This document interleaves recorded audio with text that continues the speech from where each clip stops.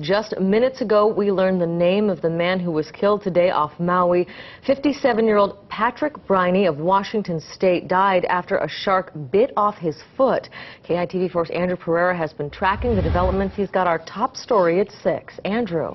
Yunja, Polly, Patrick Briney was brought on a dive boat, but it was already too late. Patrick Briney was casting for baitfish between Maui and Molokini at about 10:20 a.m. when horror struck in the form of a shark. As Briney dangled his foot from his kayak, the shark surfaced without warning and bit down.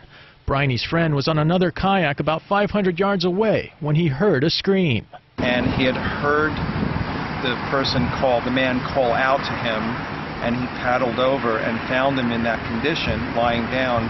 Husband and wife William Dunaway and Vivian Alfandary of Berkeley, California were on the dive boat Sea Spirit when Briney's friend flagged the boat down. And he started pedaling over to us.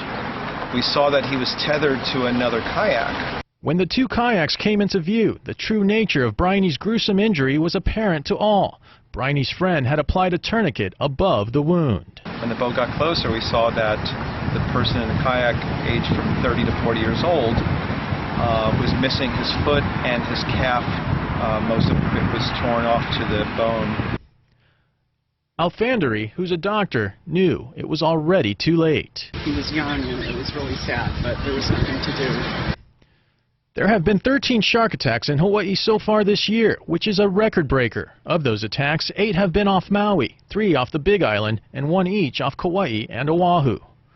In August, German visitor Jana Lutterop died a week after she lost her arm to a shark off Palauea Beach, also on Maui. 2 fatal incidents on Maui this year.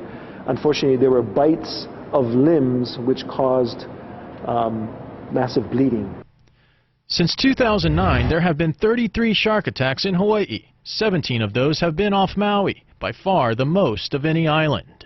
So as opposed to it being, quote, a shark attack where the shark keeps coming back, it's usually a bite and a let go.